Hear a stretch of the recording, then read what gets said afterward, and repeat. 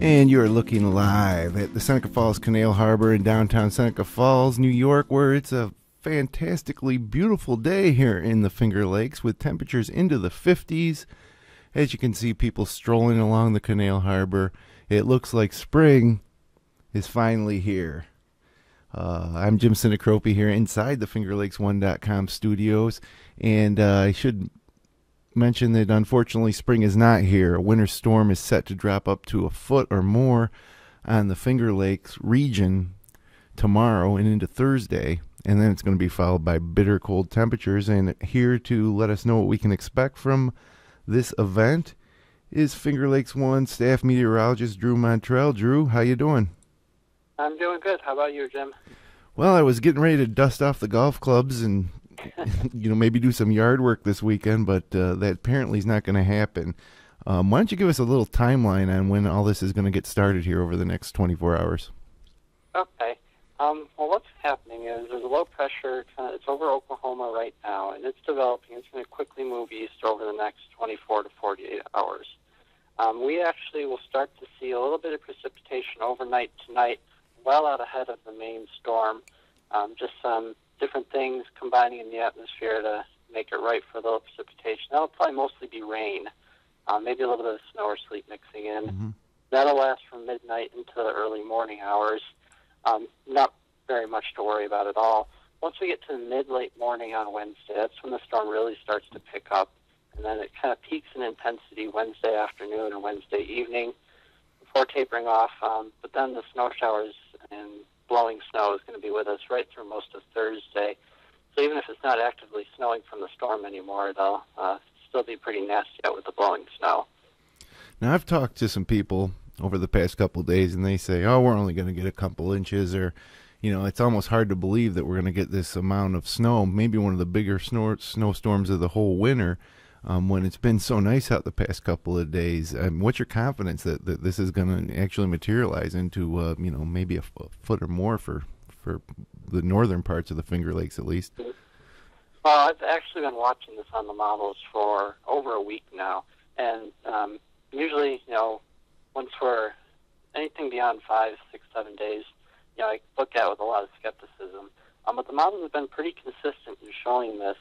And they seem to be spot on with how the storm is developing right now over the plains, and how, all levels of the atmosphere are looking. And they're agreeing pretty well with one another. So the confidence is pretty high that this is going to be a pretty good storm for some parts of the Finger Lakes. Now, where the confidence breaks down is where some warmer air sneaks in ahead of the storm into the southern tier and eastern Finger Lakes and changes a lot of that snow early on to sleet.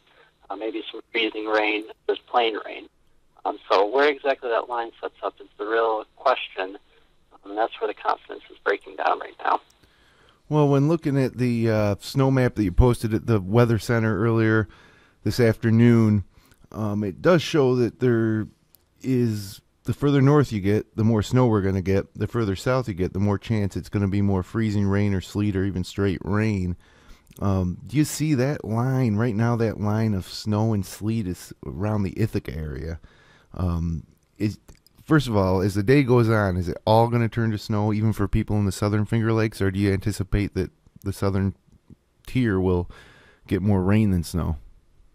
Eventually, everybody should change over to snow. It's going to be a kind of slow-moving line that goes from kind of the central Finger Lakes and sinks down through the southern and eastern Finger Lakes during the afternoon.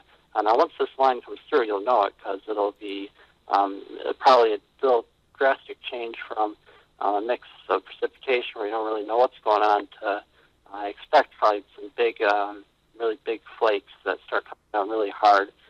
But yeah, colder air should be moving into the whole region, so everybody should eventually get to snow. Early on, that is the late morning and early afternoon. It's going to be confined mostly to the central and northern Finger Lakes, and then working south and east through the afternoon. So, what's the maximum amount of snow we're looking at here? I mean, your maps are showing up to 18 inches in the northwestern Finger Lakes up near Rochester. You anticipate even here in the Central Finger Lakes and Seneca Falls and Auburn and Geneva, that they'll can pretty much count on a foot of snow?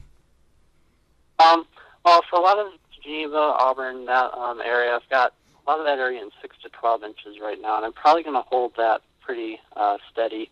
That's not to say that somebody couldn't get a bit more than that. But again, a lot of that kind of has to do with how quickly it changes over to all snow and if the rain-snow line comes up in there.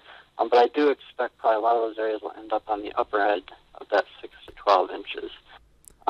Then once you get a little bit further north, towards northern Livingston County up into Wayne County, those sort of areas, I have those in 8 to 16.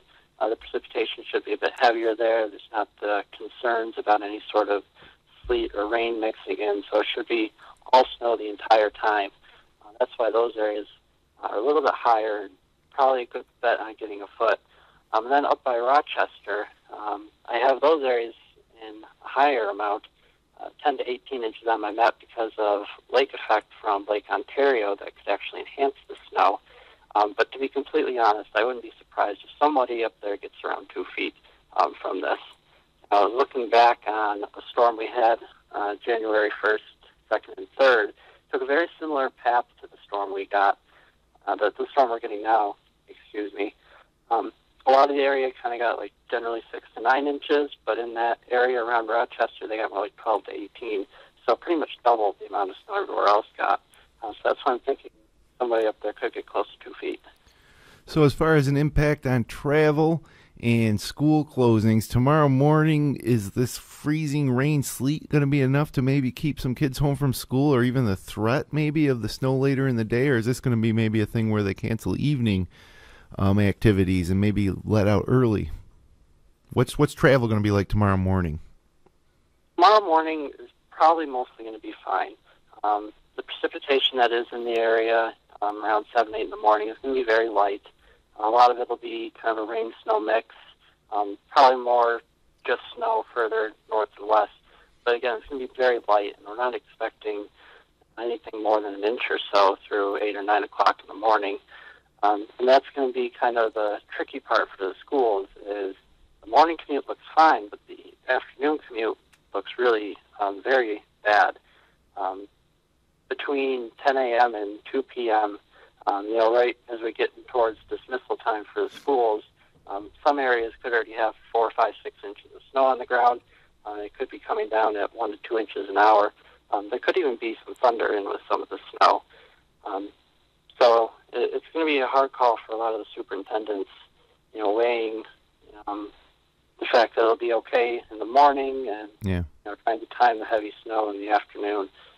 Been a ton of school closings already this winter too, and I know that they don't like to use too many because then they're going to have to stay in session further into June. So it's an interesting decision that school superintendents have to make, with a situation like this, with a storm that's set to hit midday. Now, looking past the storm, when should the snow end? There'll probably be some snow showers, just light stuff, not really a whole lot of accumulation through Thursday. Everything should move out by Thursday evening. That'll set us up for a clear, cold night Thursday night. Expecting a lot of sub-zero lows once again by Friday morning. But mostly Thursday will be snow showers and blowing snow, but then it'll clear out by the evening. And then, like you mentioned, 0 and sub-zero temperatures, which we kind of thought that maybe we were out of this. And this isn't like the polar vortex that's causing this or anything like that, right? It's just it's just going to be cold. Yeah, it's not really a polar vortex at all. It's a combination of the fact that we're going to be clearing the skies just at the perfect time. So the little bit of heat that we do have from Thursday afternoon will just escape right up into the atmosphere. The fact that the Great Lakes are almost completely frozen over, that is going to act to keep this air mass really cool. And then the fresh snow is actually can knock the temperatures down a couple more degrees. Once you add in all those things, it's looking like it's going to be very, very cold night again. Yes, March in the Finger Lakes. It's a wonderful thing. Now, is there anything of hope we have beyond this storm for maybe spring finally break in for good here? Do you have any idea what like the long-term forecast looks like heading towards the middle and end of this month? Unfortunately, the long term really isn't looking a whole lot different than what we've been in. So it's probably going to end up continue below average temperatures. I wouldn't be surprised if we have a few more days like today where we'll briefly get up into the 40s and 50s. But in general, it's going to be kind of cold the rest of the month. Now the sun does get a lot stronger throughout the month, and our average temperatures do go up quite a bit. So even a little bit below average is still probably nicer than what we've been having. Yeah. But as far as real spring coming, it doesn't look like it's going to be coming in March, and even April is looking pretty cold as well. And a lot of that is the Great Lakes ice is going to have a big impact on that, I think, on how warm or cool we end up being through April.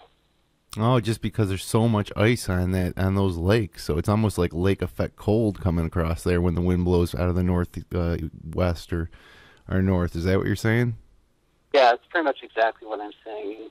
Usually, any ice that's on the Great Lakes usually melts during March, but it's going to be with us right into April. And that can lead to a whole host of other problems down the road with farmers and everything. So we just got to hope that we can maybe break out of this pattern and it's not quite as cold as the long-term models are showing. With the long-term models, things do change sometimes pretty drastically. So I guess we'll just have to wait and see. Well, Drew, thanks for filling us all in on this. And, of course, if you want to get the latest on this storm, Drew's posting updates on the Finger Lakes One Weather Center page several times throughout the day, and that'll continue tomorrow and throughout the storm. So if you want the absolute latest information, click on Weather on our homepage. And, of course, you can follow Drew on Facebook, Finger Lakes Weather, where he'll be posting updates and weather maps and such. And, Drew, it's great having the opportunity to talk to you about these storms and get the perspective from here in the Finger Lakes, and we appreciate you taking the time. Absolutely. I love doing it. All right. Well, hey, stay warm and keep us abreast of updates. Okay, I will. Thanks, Drew. So that was Finger Lakes One staff meteorologist Drew Montreuil in Groton, New York, giving us the latest on the winter storm. And yeah, unfortunately, guys, you can deny it all you want as you look at this gorgeous shot of the Seneca Falls Canal Harbor right now. That's just a mirage. We are going to get a winter storm starting tomorrow morning and intensifying throughout the day, dropping as much as 2 feet of snow potentially in some spots in the northwestern Finger Lakes and a foot of snow for pretty much everybody. And yeah, that's happening. So don't put those snow shovels away and prepare for it. Obviously, plan on potential closings, whether it's schools or businesses or organizations, event cancellations into the day tomorrow. And, of course, keep an eye on the FingerLakes1.com homepage for that information. And keep an eye on the FingerLakes1.com Weather Center for the latest on this storm. For Drew Montreuil, I'm Jim Sinacropi. Let's try to stay warm, everybody.